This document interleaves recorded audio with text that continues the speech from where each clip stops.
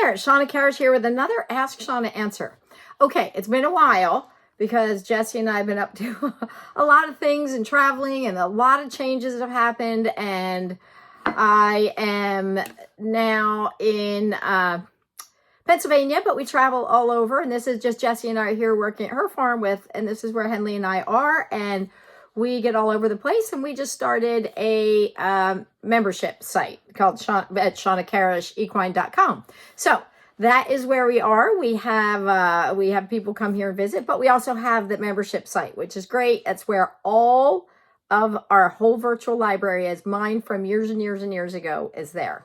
So everything is there, and so we're really excited about it. And it's a place where we can help you, it's not just you learning from something and not us being there, but it's us being there and being able to help you and answer questions and do monthly live Q&As and answer some. We're going to start doing the Ask Shauna answers kind of exclusively there, but I have a stack of Ask Shauna answers to get through that you guys have asked over the past couple of years that frankly, it's just been a little bit busy and a little scattered. So now we're going, we're a little more focused, and we're keeping our energy in one place, and it's a great feeling. So let me get on to it. Okay, this question comes from Rosie, and she says, my horse doesn't seem to like being stroked or have face rubs.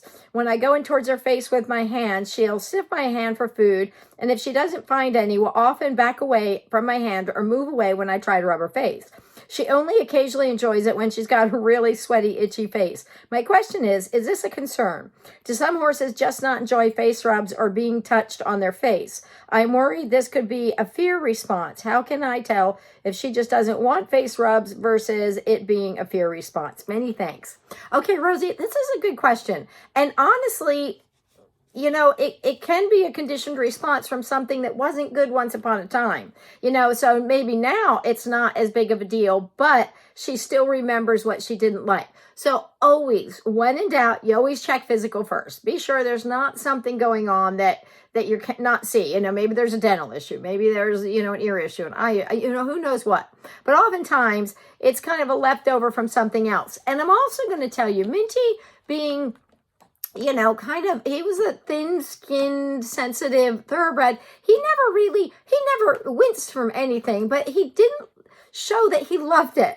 Like Henley's all like, oh, I love that. And she has her little lips all torqued and just stretching into it and loves to tactile and being scrubbed. Minty never seemed to have that response with it. So I think it was just meh for him. So it could be that it is just meh for her. It could be that there's some fear in there. But I do think as a general rule, you should teach her about you touching her face just in case there's a time or place when you need to deal with something.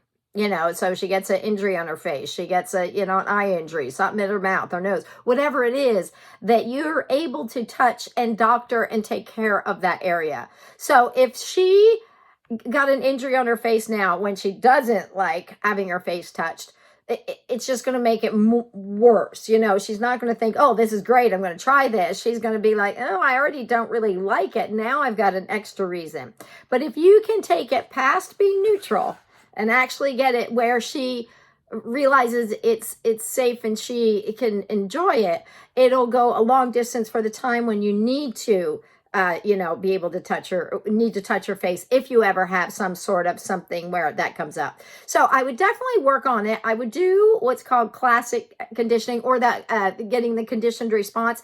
It's not conditioned response, I'm sorry, a secondary or conditioned reinforcer. So it's kind of how we teach the clicker. It is, I would rubber face feed, rubber face click feed, rubber face click feed, rubber face click feed, or click rubber face feed, click rubber face feed. In any case, what you're doing is you're sandwiching the putting together, pairing together the food and the rubbing her face, and you can begin to turn it into a conditioned or secondary reinforcer. You give it more value and more salience. But here is a little caveat. I wouldn't go right for her face where it's the hard part. I might start by touching, if she's a little bit more agreeable, to her cheek. Touch there, touch there, touch there, touch there, touch there, until you can touch anywhere at her face. There's one horse we worked with, and he would flip over if you brought a towel to his face. And so that was not good. So we started very small and then moved up to where you could just fling a towel. He's like, yeah, I love that. So It's hard to know which it is. I would read all of her other body language things. Does her nose get tense? Does her lip get tense? Does her, but she's showing you because she's backing away. So she is saying, I'm choosing not to do this for whatever reason. So by conditioning it slowly and processing, you can implement something called systematic desensitization and counter conditioning. So can I think of it like scales? Right now she's like, a lot of weight says, don't touch my, I'm a little close, don't touch my face. But as you get to put more weight on this side of the scale, things start to rebalance, and pretty soon it starts to be better. It's not so bad. You have more weight here and you're rebalancing the scales, but don't quit there, because at that point it can teeter very quickly. So I'd go a little heavy until she's actually showing you that she has no hesitation about having her face touched. And if you still have a hesitation about it, it means you're not ready to move to the next step. Always, solidify the step where you are before you try to progress to the next step. As much as you possibly can. So there you go. It's a great question, Rosie. And it pertains to, it may be other places. Maybe it's not just her face. Maybe, somebody else has a problem with touching their neck, their ears, for example. So anyway, work in a systematic way and build up to it. And I would take it that she doesn't like it, but check to be sure there's not something physical, but it doesn't mean that maybe there wasn't somebody did something, or there was some pain at one point in time. Okay, great question. Again, you guys, we are at shawnakarish.com. If you'd like to learn more, if you want more information, we have gobs and gobs and gobs of information of things of how to work through these steps, how to get more out of it, and how to build, further positive reinforcement for you with the support of a community, with the support of people. Jessie has, she started hundreds of horses traditionally, young horses. So she brings to it, the traditional side. We're now doing the positive reinforcement, or she's now, doing the positive reinforcement, as I've always been.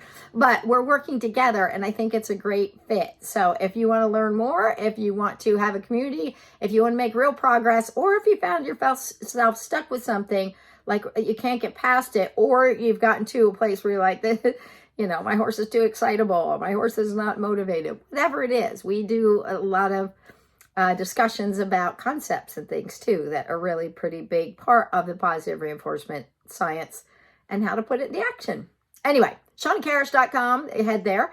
And meanwhile, I will talk to you later. I'm going to start answering a bunch of questions, so keep your eyes peeled. Okay, bye.